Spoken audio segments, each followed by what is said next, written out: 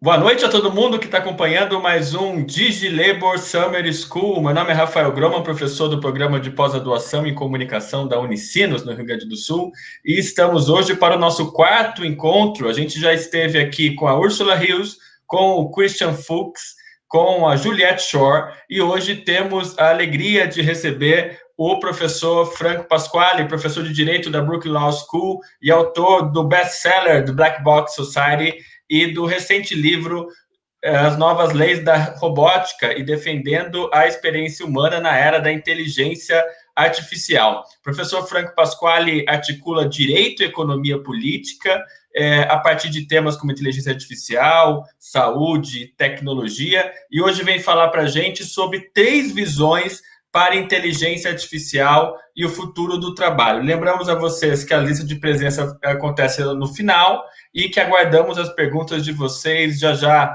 Hello, Frank. How are you? Nice to see you, and thank you for having us today. Oh, you're welcome. It's such an honor to be here, and thanks so much for hosting my talk today. I really appreciate it, and I think this is such a terrific initiative to talk about the future of labor and digitalization. And it's just really a pleasure to be here. So thank you. And I guess I'll just start in if that's okay. Great. So this talk is a talk that's based on the book New Laws of Robotics. But it's got a bit of a spin on it because I thought, just given the context, given the distinguished past speakers you've had, like Juliette Shore and Christian Fuchs, others, I wanted to be more in dialogue with that body of work. And so I wanted to boil down what the New Laws of Robotics book was about from a labor perspective as 3 visions of artificial intelligence in the future of labor. And this comes out of my work as a law professor. It comes out of my work with the Association to promote Political Economy and Law. Because I think what often happens in these fields is that there is a inability to think about the political dimensions of economic choices. And I think that when we deal with artificial intelligence, particularly the future of labor and AI, so often we hear perspectives that are based entirely on economics and engineering. And what I'm going to try to bring into the conversation is some of the sociology of professions, the sociology of expertise, social theory about the recurring patterns we see in society, and the political side of economic choices. If we make certain economic choices, what do our politics look like years down the road? So that sort of is the idea behind these 3 visions of AI and the future of labor. So these visions or metaphors coming out of the book, one is that we will see a world of meta-expertise. And in the world of meta-expertise, that AI will be above and judge the value of domain experts. So we could all imagine ourselves in our current jobs having an AI above us, programmers, others, figuring out what are the key performance indicators or KPIs that we should be doing and how a machine could perceive whether we succeeded or not. And with that perception, either give us a high score or a low score, rank us valuable or not so valuable, all those sorts of things, right? So that's sort of a meta-expertise approach. That's an idea where it can be either quantitative experts, statistical experts, or of course, those with computational expertise are the grand experts above all others and judge the rest. Right? A second version of this I would call the melting pot. And in that idea, the melting pot is a metaphor often used in cultural studies in the US. And it was a goal in the mid-20th century to sort of have among immigrants in the US from different parts of the world that there would be a melting pot of cultures, that they would eventually shed whatever identity they may have had from where they had come from and then sort of melt into this American identity. This was seen as a relatively progressive vision, I think, in the mid-20th century, but of course now we have a more sophisticated sense of multiculturalism than that. And I think, though, the problem, though, is that this kind of melting pot approach is something that is being used unproblematically now in some work on the future of labor and the professions. And the idea there is that AI and a profession or a group of laborers or union should merge into a third thing, a new practice Okay, so rather than having an independent AI expert and say a doctor, doctors would be encouraged to become experts on both AI and the body, or parts of the body that they're dealing with. Teachers as well. You can imagine teachers becoming coders and teachers, and their goal would be to code different lessons for their students. Or with journalists, computational journalism is part of this movement as well. And I think that is, and I don't want to judge any of these at the outset, but I just want to put that out there as a vision, as one potential vision, is that sort of merger between computational expertise and professional or employment expertise. And then the final vision I would call a peaceable kingdom. And that is that we're going to have people that are expert in AI, and we're going to have professions and unions and other labor groups, but that each will maintain its distinctiveness. There won't be pressure to merge them into one thing. Rather, there will be this distinctive ability of each to have its own identity. And I want to explore what these three metaphors mean and how they might play out in a number of fields. Okay. So in thinking about some of the paradigm cases for rapid automation, these are places where meta experts have managed to get the upper hand. So for example, at an assembly line, when you have, if the job consists only of taking a machine from the assembly line and putting it into the right box that's inside another box, probably a robot can watch a worker do that for a day or two and can accomplish the job. Now, I'm not saying that that is the entirety of the job, or the entirety, certainly I'm not saying that's the entirety of the social function of working at a factory. My father was a steel worker. He worked in making steel beams in Western New York, near Buffalo for many years. And certainly his role in this factory was not just to make objects and put them in containers, but also to create a social world, or to be part of the social world of the people in the factory, right? And so, that's a first infirmity of this approach. But on the other hand, the economic imperative behind getting more efficient production is very strong, right? And so we're going to probably see that meta experts on logistics, on optimizing manufacturing, on optimizing transport and mining, taking on more and more of a role. Agriculture is an interesting case. If we assume that agriculture goes in the same direction that it has been going, this is probably also an area for rapid automation, for rapid deployment of AI, robotics, that sort of machinery, just because we could relatively, in a straightforward manner, given the commodification of grain or whatever crop that there might be, we would be able to judge whether a certain machine had done better than other machines, or had done better than humans in planting and harvesting the crop. Okay, so these are paradigm cases for rapid automation. These cases for rapid automation led to a whole management literature that is known as the disruption literature, right? So if we were to look at, for example, Clayton Christensen's work, his famous work is the Innovator's Dilemma. And in the Innovator's Prescription, he applies these ideas to medicine. And the idea here is that you could create a machine that would do what doctors do, right?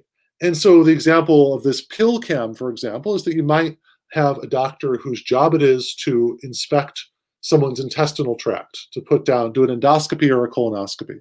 And that the goal would be instead to have a machine that someone could just swallow, and then as it goes through their system, it takes all the pictures that the person would have taken, and then voila, we've gotten rid of that person, right? But on the other hand, this is a bit naive about the nature of a physician's work, because there isn't actually a person that just takes these images.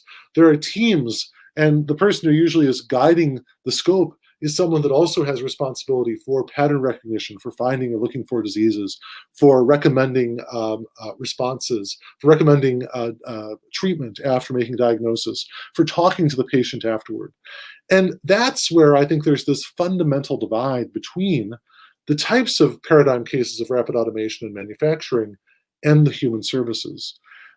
Because the question of what is to be done, how it is to be done, takes this sort of human touch, and this human touch is something that's really important to emphasize, has values at play in terms of how one responds, say, to a cancer diagnosis or a diagnosis of a hardening of the esophagus or whatever, or a narrowing of the esophagus, whatever it might be.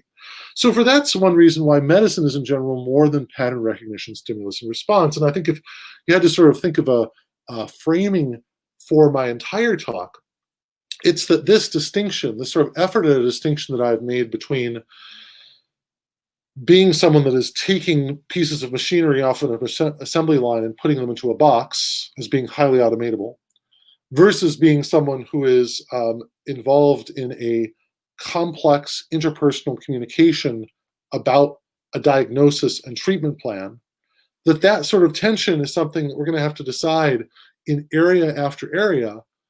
Where does the occupation, where does the job fall on that line? And what parts of the job fall on different parts of that line? There probably are things, by the way, that some doctors are doing that probably could be automated. I think, for example, of expense reports. If anyone's had to file expense reports after travel or something like that, I mean, it certainly seems to me that that's something that, you know, you could just feed into a machine, and a sophisticated enough one could file the expense report quite easily. At my old institution, not at my current university, but at a university I used to work at, there were 8 stages of that process, each involving a different person. It wasn't their whole job, but there were many stages, right? But we could imagine that being automated. But most of medicine, you know, not the expense report for presenting at a conference, but, you know, the actual diagnosis and treatment of individuals, most of that is much more than pattern recognition, stimulus, and response. It's a matter of practice. If we look at like material on clinical decision support, on patient decision aids, on all these sorts of areas of medicine, and you know, I've come to these areas of medicine as a lawyer who studies things like malpractice and liability in medicine. All of these things are critically important to have ongoing reflection, deliberation, and research as to what works best, what does the patient want. All of those things, I think, are just absolutely important. And in Simon Head's distinction, it's a matter of practice, not process, to optimize medical responses to new volumes and varieties of data. And that, I think, is just a really critical challenge here, right? For so long, we've been told that fundamentally, the more data we have, the more disposable human labor will be. I think the exact opposite is the case. I think that the more data that you have in certain areas, the more you're going to need experts to guide you as to how to make that data usable. Okay? So that sort of is my sort of challenge to the status quo. It's a challenge that you find throughout the New Laws of Robotics book. And it's something that, you know, I think increasingly scholars of labor processes are coming to, like Leslie Wilcox is a scholar at the LSE who I think recently wrote a paper that stated that, you know, the problem of the future is not too little work to be done, jobless futures. The problem is too much work to be done. There's going to be endless work created by data. Okay, so that's why I argue that for the foreseeable future, technology complementing professionals as opposed to substituting for them is the key to advancing AI in medicine and many other professional fields. Okay. Now, does it cover every field? Of course, no. But I think it's going to be so interesting, you know, in service professions. Like, for example, should automation or AI in hotels, should that be seen as something to just replace all the people who work at a hotel, or something to complement them? And it's something I'd love to discuss afterwards. There's some great papers out of Japan on exactly this issue. But a lot depends on how you conceptualize a certain social role and its place in society and how long that place should last. This idea of complementarity fuels the new laws of robotics that organize my book. And it's a long book, and it certainly is not all about elaborating these laws, but the laws sort of are a red thread that goes throughout the book connecting them. And the idea behind the 4 laws is first that in the professions, that intelligence augmentation, IA, should be preferred over artificial intelligence. So the idea there is that we think of the intelligence as being in the professional who's doing a job. We don't think of it that as just that person being like assembly line worker that could be replaced by a machine, right?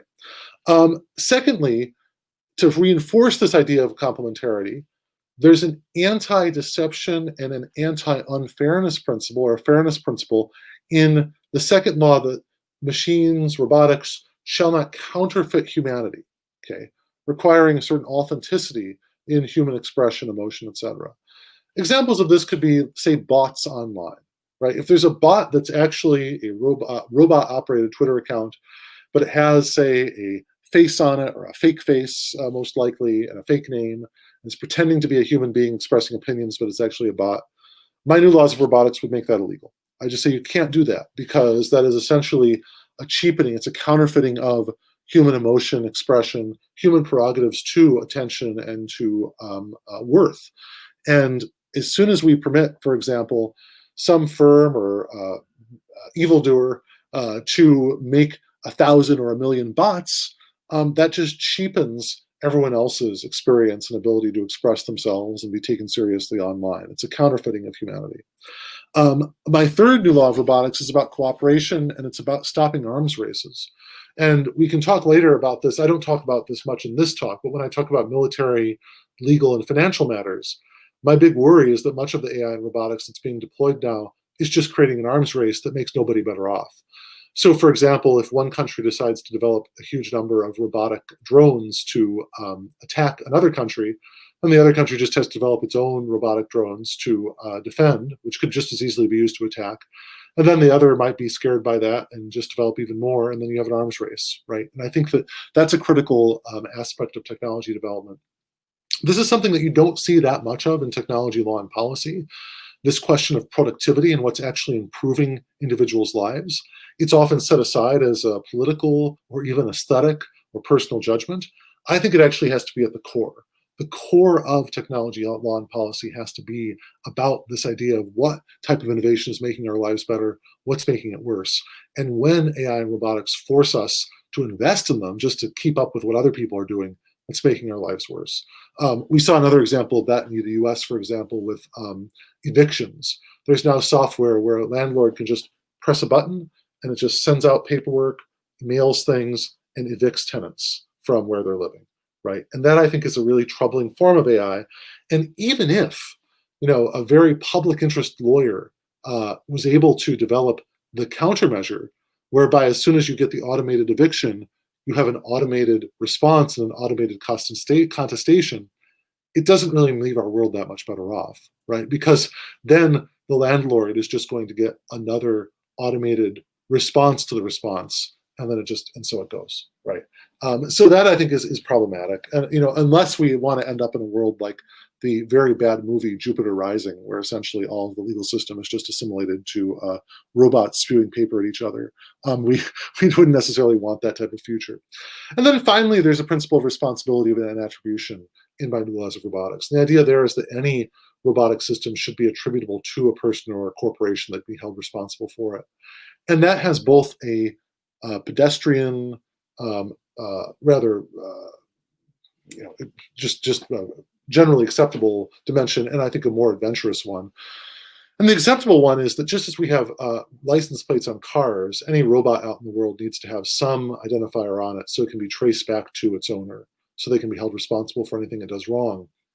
And secondly, though, this is my response to the whole AI existential risk literature, because I feel like if we have that sort of responsibility and attribution, that helps us to make sure that no AI gets beyond the control of its creator or owner. Now, to come back to the idea of expertise and what is expertise and why is labor and the need for labor so wrapped up in the idea of expertise? I think that this typology from the sociologist Gil Ayal of Columbia University is useful. And the problem, I think, with much of the early AI work was that it assumed that expertise was inside individuals and was explicit and abstract knowledge. And I believe that ultimately expertise is all of these things, right? All four of these blocks capture some aspect of expertise, but machines find it very hard to do much more than what's inside the upper left-hand corner. To some extent, machine learning will get us beyond the expert systems, but I still think it's going to be extremely hard for it to have the type of tacit practical knowledge that is either inside individuals or in institutions that is a hallmark of genuinely valuable labor. I also think that you will increasingly see, though, efforts to undermine the power of experts by democratic demands and other demands. I think that this cartoon certainly explains the U.S. election of 2016.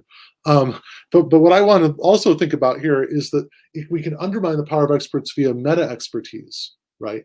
And this is where I think we are on the precipice or on the edge of a dangerous subversion of domain experts by those in charge of AI. And the reason why I believe that is that a lot of the work in AI now is premised on metrics, or at least AI in replacing labor.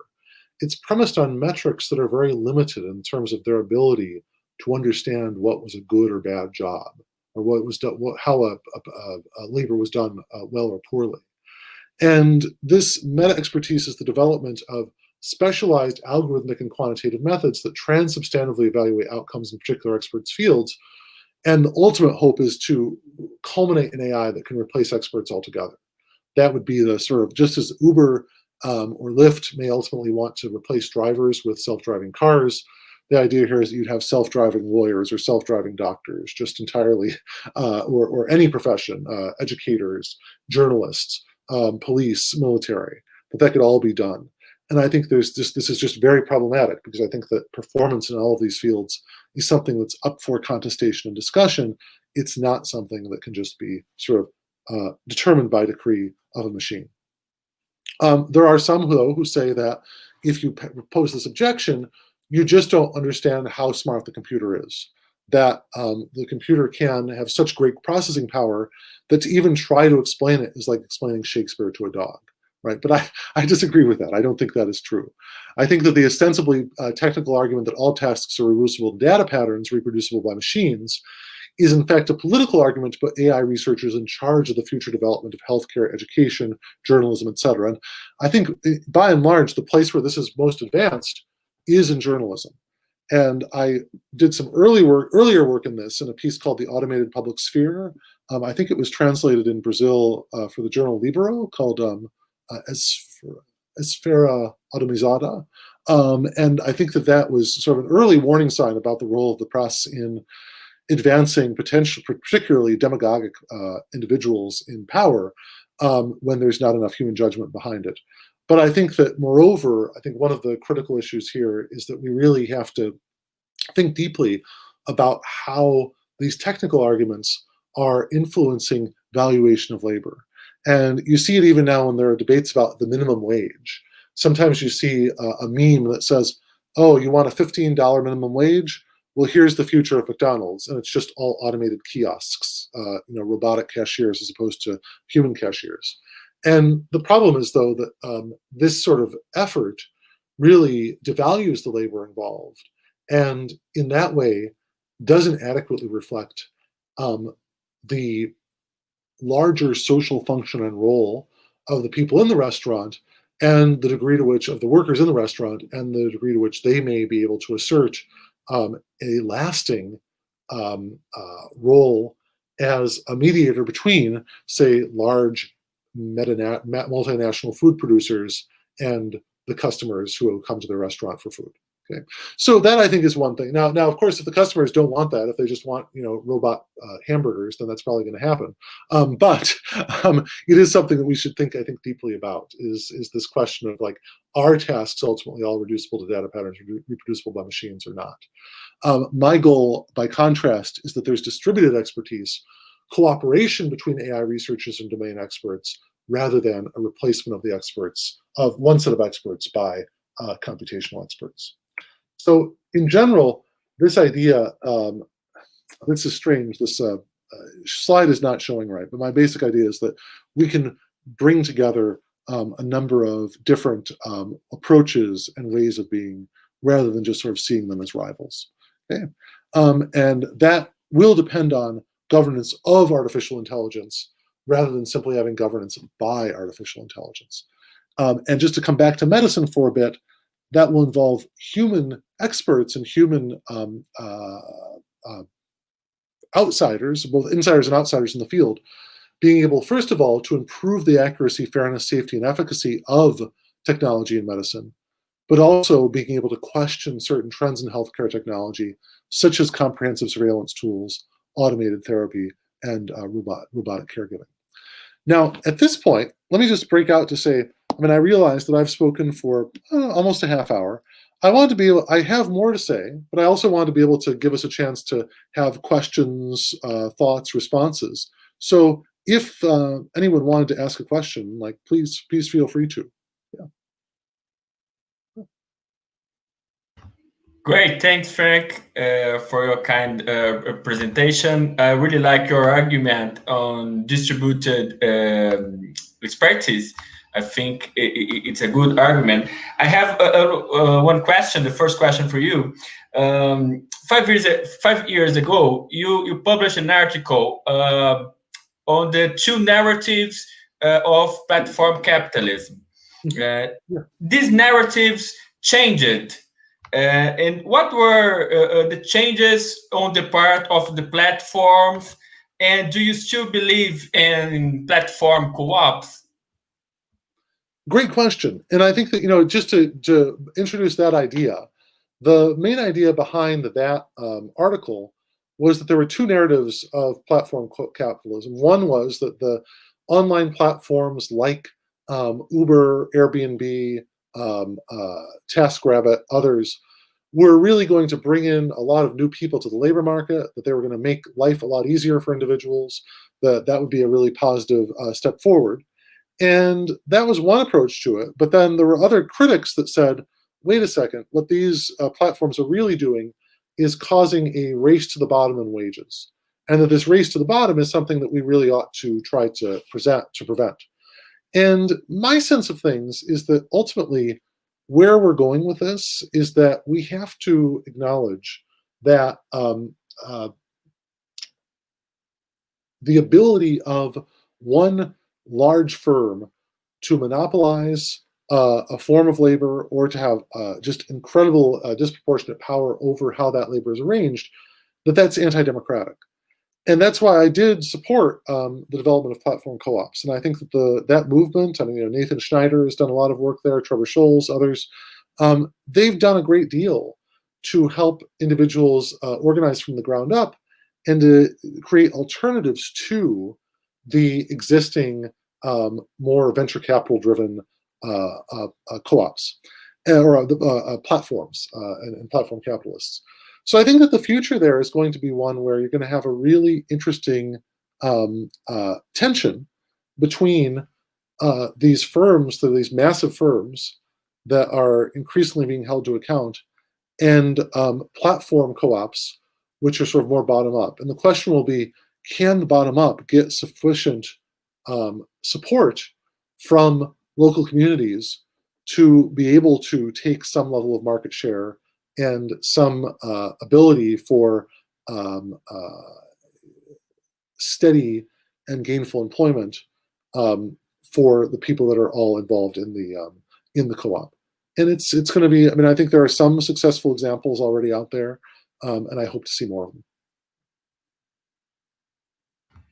Thanks. The next question, you analyze in your new book media and journalism issues and these relationships with artificial intelligence.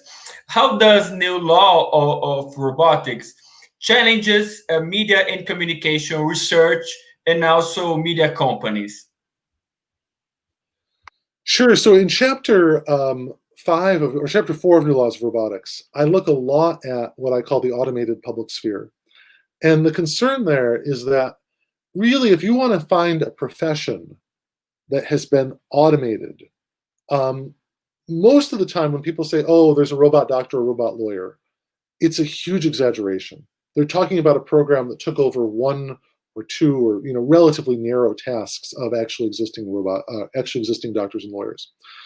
But when they talk about the automation of journalism and the automation of editing, that's where some really important functions have been automated, right? So for example, the function of, say, if we were to compare a person 20 years ago, or maybe it's 25 years ago now, 25 years ago taking a newspaper home, there were editors at the newspaper whose responsibility was to determine what's going to be on the front page? How many words does each story get? What gets relegated to the back? What doesn't even make it into the newspaper at all because it's not reliable or just for whatever reason it doesn't make it in. Nowadays, when people's news is effectively boiled down to what's in their news feed, what's in their Twitter stream, what's in WhatsApp for them, etc., that question of what they're seeing is going to, on some part being, of course, it's individualized to whom they follow, but a lot of it also depends on what gets prioritized in the feed. That's algorithmic, and a lot of those algorithmic choices are just made on a very, very high level by entities that want to maximize profits in an automated way. And this to me is really problematic because it removes the friction of human judgment. So very utterly baseless conspiracy theories or rumors can just spread worldwide instantaneously. But also, what I think is really critical is that you just don't have a human connection to communities, right? And this is something where, and of course, to communities of all sorts, and to senses of proportion and importance of all sorts. And I remember at one point, Mark Zuckerberg got in trouble for saying something along the lines of, a dead squirrel in your front yard may be more important to you than a person dying in Africa, right? And people immediately thought, what a callous response, and what a Western-centric or a sort of response. And it was all that. It was certainly those were valid critiques. And I think, moreover, it just disclosed a cavalierness about the vitally important function that a lot of these platforms are playing. And now I think with the rise of global authoritarianism, with the rise of baseless conspiracy theories like QAnon, which basically, I have to say it for an international audience. What QAnon really is alleging is that the U.S. Democratic Party is, made up of a pedophilic cabal that it eats children or something. People are sincerely believing in this stuff based on it coming up in these automated news feeds and the news feed, and I think it really does show that even when we think about all of the failures of the press in the past, when it was driven by persons, this is a failure on another order. And I think it betokens incredible caution about the future of further automation of other professions. So that, I think, would be bottom line on the media, is that I think that there's got to be a lot more attention to the ways in which automation has distorted our public sphere and what can be done about it. And by the way, Joan Donovan has recently proposed that 10,000 librarians be hired by platforms to help root out immediately completely baseless or otherwise problematic materials. And I think that's a great idea. I think that looking to professionals in information, those who are professionals in assessing the origins, value, and veracity of information, would be a very big step forward from what we have now. Great. The next question is from audience. It's from Gustavo Nicolau Gonçalves. Thank you for sharing your knowledge. Algorithms can be really complicated. Some of them are black boxes, really black boxes, and even the data used to train these algorithms can bring flaws and biases. Do you think you could talk a little about the responsibility of AI? And I will add one more question. Do you believe in AI ethics agenda? Terrific question. Thanks for both of them. And I think that, and I do agree that there's a real problem with AI bias. I think that and my recent 2019 article, I wrote a piece for the Columbia Law Review called Data-Informed Duties for AI Developers. And in that piece, I essentially argue that if an AI developer has a biased data set and that bias harms someone in the minority group that wasn't adequately represented, they should be held responsible. That person should be able to sue for damages based on that failure. And so therefore, I think that there's a lot to be done to hold the makers of AI accountable when their bias causes predictable harms. So that's a first step, and a first problem that I would discuss. The second that I would say in response to the AI ethics agenda, I am completely in favor of it. I think that AI ethics is a really critical thing to push forward, and that we need to get many more people involved in developing ethical guidelines and standards for artificial intelligence. I will say, though, that we need to watch out for when people say that we need ethics instead of regulation, because that's been I think that there was a bit of a kerfuffle on the European high-level expert group on AI, the HLEEG on AI, because at least some of the groups said, well, we can draw no red lines. We can draw no sort of we're just here to talk about goodness and badness, or about better or worse ways of deploying it. But we have to leave it to lawyers to actually draw the lines. And I don't think that's right. I think that actually a big part of developing ethics is to have exactly that sense of where has it gone too far. So for example, to give a very concrete example here that combines both questions, there is hiring software now that will hire people on the basis of their facial expressions and their tone of voice. And I think first, this is biased, because at a lot of firms, they have a certain, if they have not managed to represent society fully, they probably have a biased data set about what makes a good employee there and what makes a bad one. And secondly, I think it's problematic in terms of the ethics of making a decision about someone that is not really explainable to them. And so much of the software, it would just correlate, 10,000 data points on your face with 10,000 data points on other people's faces that did well at the firm, and say, oh, you either match them or you don't. And I just find that ridiculous. I think that it's unfair. And to me, what Chapter 5 of the New Laws of Robotics argues is that if something is not explainable, it's not permissible, right? So if we're using AI to judge people, but we can't explain to them how it came to its decision, it shouldn't be allowed. And we've got to stop that. Great. The next question is from Claudia Coseris. Legal or law cultural changes are extremely slow in technological implementation. How can the impact of technological inequalities be managed?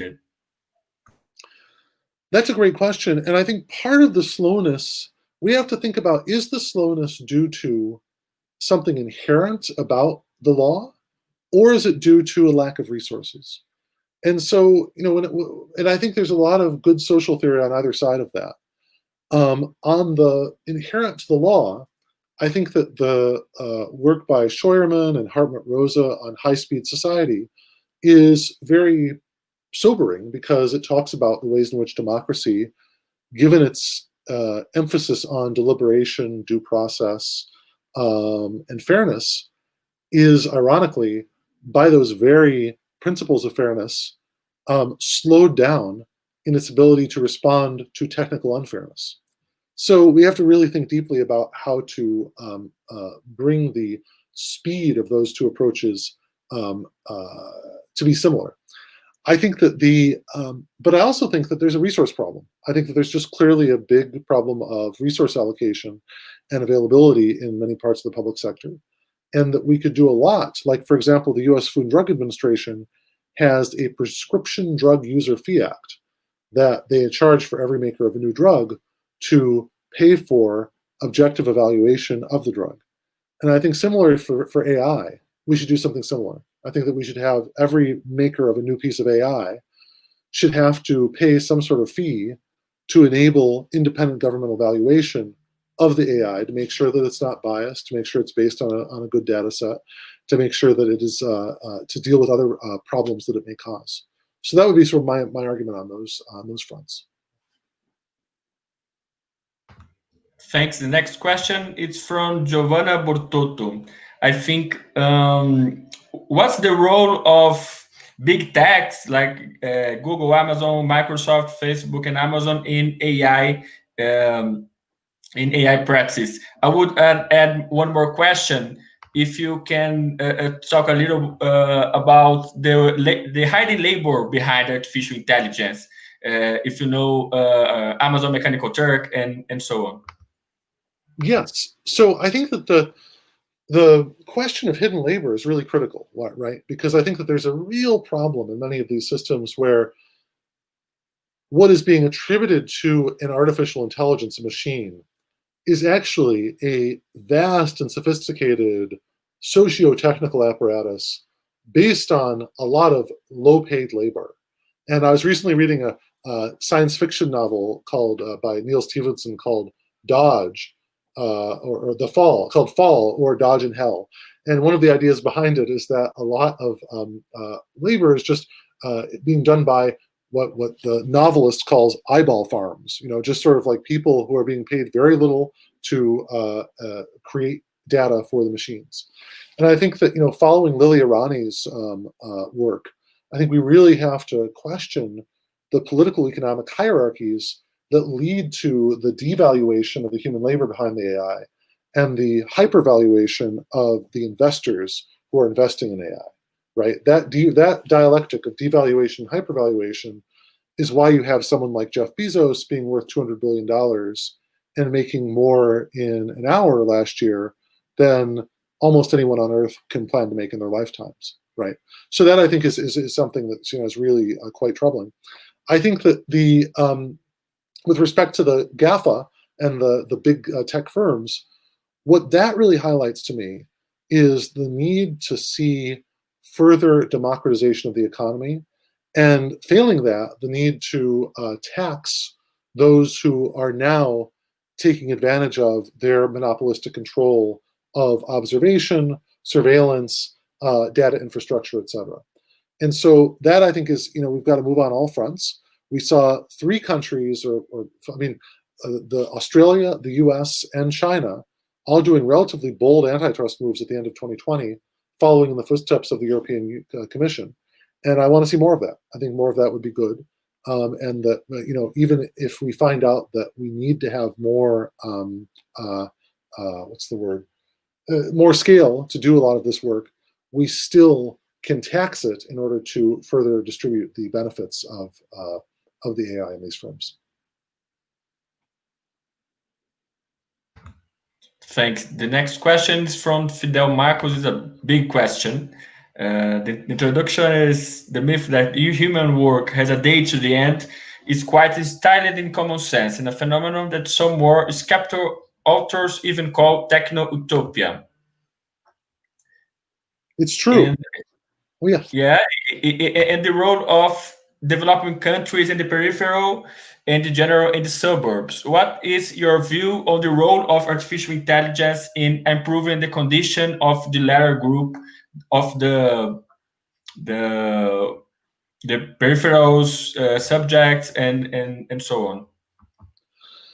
Great question. And I mean, here, this is where the book, in chapter 7 of the book, I try to really examine this problem of of how AI intersects with massive global inequality, right? And I think that one side of it is, here's ultimately, where my vision is coming down on these sorts of questions. I want to see AI making as accessible as possible the basics of human life, including access to food, water, shelter, electricity, communications infrastructure, basic healthcare, education, etc. But I simultaneously want to make sure that this is not leading to mass unemployment. So that's part of where the balance comes in, I think. And the idea ultimately has to be that we're in this race almost. And Claudia Golden and Stephen Margolin have this book called The Race of Education Against Technology. And that's one aspect of it. But to me, the larger race is, how do you make sure that you cheapen necessities to the point where you're going to, let's be honest, that cheapening of necessities is probably going to also lead to a cheapening of the labor that would be ordinarily used in making those necessities. how do you cheapen that to improve the living standards of everyone, while simultaneously ensuring employment of everyone, or potential employment of everyone, via ongoing robust demand for human labor in the professions that I've talked about. And so I think that's the key. That's that question of balance is a critical one. And to me, one way to solve it is to say that, having the basic infrastructure of a massive open online course for all content that would ideally be delivered from, kindergarten through professional schools, having that available to those that have no other option is a good thing. But I also think that simultaneously what we have to do is to create the reimbursement and funding mechanisms in society that ensure a robust demand for a personal dimension of teaching, right? And I would say the same thing about medicine. I'd say the same thing about journalism. I'd say the same thing about although I wouldn't say the same thing about the military and law enforcement. I think that's got to be irrevocably in the front line, personal. But I think that in these other areas, that balance is a really critical one. And one of the things that I've sort of articulated in the book is that in thinking about AI policy, the world needs to think big, right? I mean, my third new law of robotics against arms races, that's really thinking big. It's thinking big about what type of innovation is really improving our law and what just leads to arms races and things that don't leave people better off. I think simultaneously, something very similar could be said with respect to thinking big about the role of human beings in labor over time. And I think that sort of thinking big, one meta goal there, one overarching goal, is I think strongly that a global project is to ensure that people in the bottom 4 quintiles of the income distribution can aspire to a life of at least a degree of comfort and ease of those in the middle of the top quintile, right? That's a pretty wealthy group. That's a pretty well-off group. But I think that trying to ensure that we have AI and robotics that cheapens, that makes more accessible the goods of human life, now routinely enjoyed by those in the middle of the top quintile of the global income distribution, is something that could be that should be a real goal, and not just poverty reduction, right? A lot of times we hear about, well, let's get rid of poverty. Well, to me, I mean, especially looking at how low the bar is set for poverty reduction, what is it, like $2 a day, $5 a day? It's very low, right? Whereas a much more ambitious and I think better goal is to say, how do we ensure that this some living standard, and of course not the most luxurious elite living standard, but something in the middle of that top quintile is available to all. And there I think I follow Xi Jinping, and the Chinese Communist Party has a model called moderate prosperity for all, right? And it's a fascinating phrase. It's one where they're not promising prosperity for all like an American politician would, right? Because prosperity for all might mean, yeah, get your SUV, burn up a whole bunch of fossil fuel, don't care about what happens to anybody else, just be prosperous. But this idea of moderate prosperity, sustainable prosperity, I think is a much more laudable one. And that I think is part of the idea, is that how do you develop a vision of moderate and sustainable prosperity for all that can be underwritten in large part by automation that cheapens the necessities while not resulting in a generally jobless future. Amazing. The next question is mine. It's about algorithmic bias. This is one of the most important issues on internet research today. For you, what are the blind spots in the literature on algorithmic bias, mainly gender and race bias on algorithms? And how is it to possible struggle against this algorithmic bias? Sure. I mean, I think that the algorithmic bias is a massive problem, and I think that it needs a coordinated response. We really need to have a coordinated response to algorithmic bias, and I think the first step is to make sure that all systems are audited for bias. So, for example, we could make sure that diverse members of the community interact with the system before it is released. I think that's one very important step.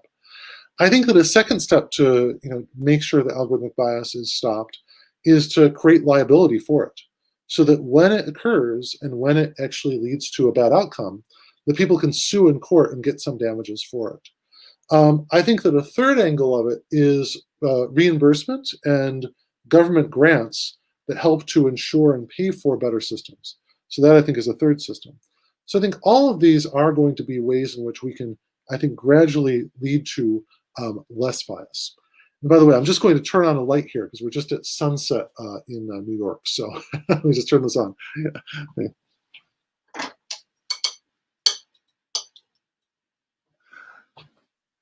Great. Okay, so hopefully I'm a little bit better lit now.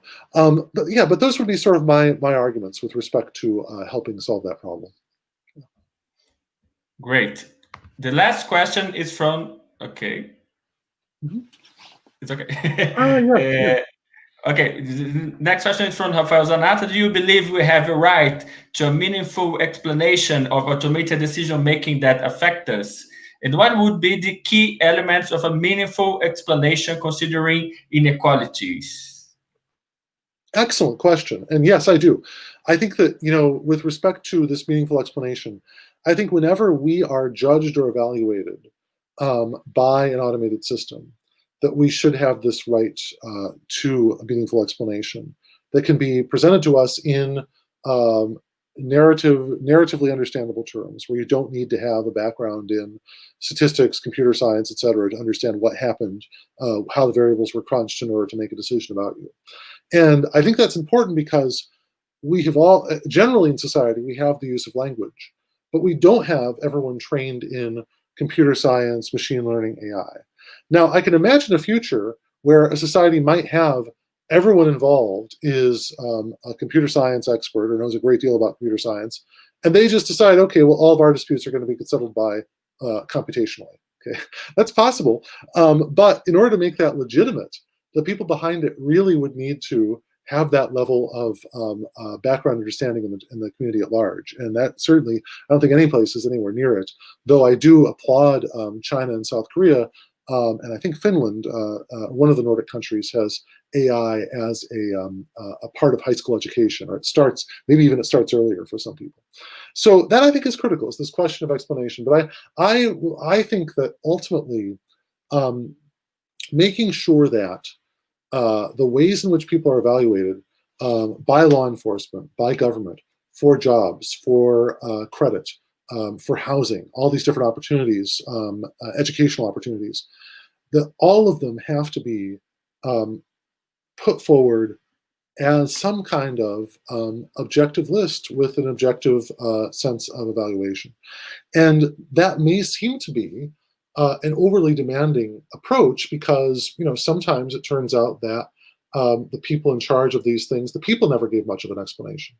On the other hand, I think of this as a general challenge to try to get us all, no matter, wherever we're in a role of evaluating others, to be more responsible, more articulate, and more careful in explaining how we came to our particular evaluation. So that, I think, is one way of coming at this question of meaningful explanation. It's one that is, I would contextualize the quest for meaningful explanations and accountability in AI as part of a larger societal quest to make sure that those who exercise power, that can be exercised in many ways, as David Kennedy reminds us in his work on expertise in the global economy, those who exercise power need to be able to explain it and to particularize it in more effective ways. And I don't just hold the people behind AI to that standard. I hold that hold others who are in many other fields to that standard as well. So thanks. Thank you very much, Frank, for your fantastic, wonderful answers. And I strongly recommend you read the new Law of Robotics. It was a great pleasure to having us, Professor Frank, e a todo mundo que está assistindo hoje o DigiLabour Summer School. A gente fica por aqui por hoje e convida vocês primeiro a assistir as palestras anteriores com Christian Fuchs, Ursula Hills, Juliette Shore, que vocês ainda não assistiram, que dá para ver já com legendas em português. E lembramos que na quinta-feira, às 10 da manhã, a gente tem o nosso próximo encontro com o professor Guy Standen, autor do livro O Precariado, que vai nos falar sobre as relações do precariado com as plataformas digitais e sobre renda básica universal. Thank you so much, Professor Frank, and see you there. Thanks so much, Raphael. It's wonderful to be online with you. Thank you. Bye-bye. Bye.